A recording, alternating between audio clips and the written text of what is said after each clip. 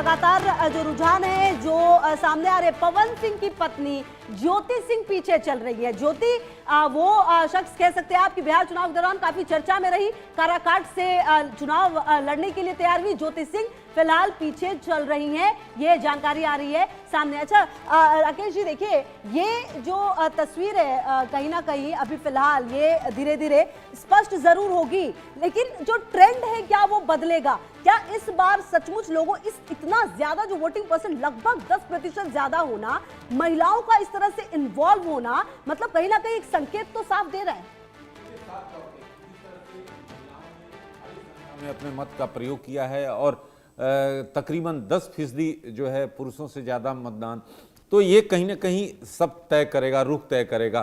साथ ही साथ जेनजी की बात लगातार हो रही है। हाँ। तो प्रथम चरण में कई जो अगर बात करें विधानसभा में उनकी संख्या करीब करीब 15 से 20% थी, तो ये एक महत्वपूर्ण रोल अदा करता है। क्या जिस तरह से क्या जंगल राज की लगातार जो है एनडीए द्वारा बात की जा रही थी, क्या उस पर उन्होंने एतबार किया? क्या पलायन या रोजगार के मसले को लेकर जो तेजस्वी द्वारा लगातार इस बात को लेकर बातें कही जा रही थी, उस पर जो है जेनजी ने विश्वास किया? तो ये दो महत्वपूर्ण जो तत्व हैं, जो कि महिलाएं और जेनजी, ये किस की ओर गए, इस पर महत्वपूर्ण जो है रिजल्ट तय करेगा। जिस तरह से लगातार जो देख रहे हैं बैलेट में इस तरह की कांटे की टक्कर जो है हमने पिछले बार भी देखा था, इस तरह से मुकाबला इतनी नज़दीक का नहीं था। तो ये देखना काफ़ी महत्वपूर्ण होगा कि जैसे ही जो है बैलेट की गिनती खत्म होती है उसके बाद ईवीएम की गिनती शुरू होगी, तो क्या जिस तरह से जो दोनों गठबंधन है आखिरकार किस तरह से आगे बढ़ते हैं। और ठीक है राहुल लाल जी, मेरा सवाल आपसे होगा क्योंकि देखिए ये जो तमाम सीटों के जो भी रुझान सामने आ रहे हैं, चलिए मैं आपके पास आऊंगी राहुल लाल जी, और बड़ी खबर का रुख कर लेते हैं। बड़ी खबर इस वक्त सामने आ रही है, 120 सीटों के रुझान आ गए हैं। 120 सीटों के रुझान, 243 सीटों के रुझान आएंगे, लेकिन उससे पहले 120 सीटों के रुझान बता दें, 66 सीटों पर एनडीए को बढ़त मिलती हुई नजर आ रही है। ये बड़ी खबर आपको बता रहे हैं रुझानों में।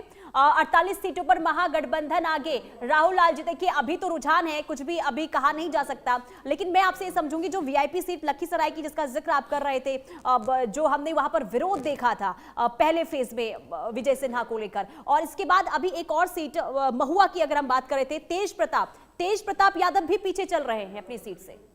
देखिए महुआ का तो काफी रोचक मुकाबला हम लोगों को दिख रहा है। तेज प्रताप यादव कभी जो है कि वो आगे चल रहे होते हैं, कभी वहां पे जो है कि आरजेडी आगे चल रही है और कभी वहां पे लोजपा आगे चल रही है, और वो बिल्कुल एक तरह से त्रिकोणात्मक मुकाबला है। और पहले जो संभावनाएं मानी जा रही थी कि तेज प्रताप के लिए जो है कि वो बहुत आसानी से होगा, तो वो स्थितियां वहां पे नहीं है। तो वहां पे लोजपा की भी स्थिति काफी मजबूत मान सकते हैं कि इन दोनों के भिड़ंत में आरजेडी और तेज प्रताप के भिड़ंत में वो भी जा सकते हैं।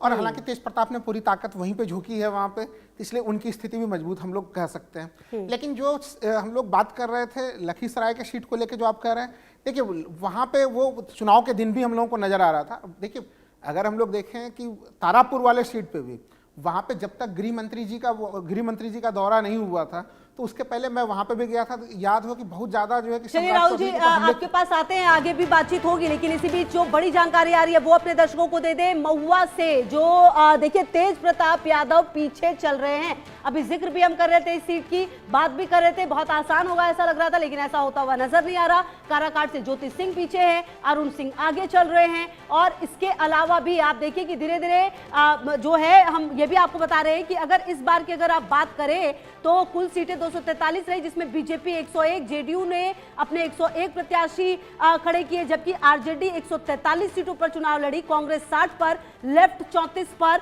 वीआईपी 15 पर, आईआईपी 3 पर, आरएलएम 6 पर, हम जो है वो 6 पर, और जो चिराग पासवान है उन्होंने 29 सीट पर अपने उम्मीदवार उतारे। तो कुल मिलाकर आप देखिए कि जिस तरीके से सबसे ज्यादा उम्मीदवारों को उतारने का जो आरजेडी ने काम किया है, कितनी सफलता मिल पाएगी, क्या स्ट्राइक रेट होगा, ये देखना बेहद अहम होगा। अच्छा राकेश जी, मेरा एक सवाल ये भी था, पिछले चुनाव को देखें और इस चुनाव को, पिछले चुनाव में सिर्फ 0.3% के मार्जिन से अगर कहा जाए तो सरकार बनाने से चूक गए थे तेजस्वी यादव, लगभग 12,000 के करीब जो है वो वोटों की कमी थी। तो क्या इस बार वो मार्जिन पूरा करने में कामयाबी मिल पाएगी?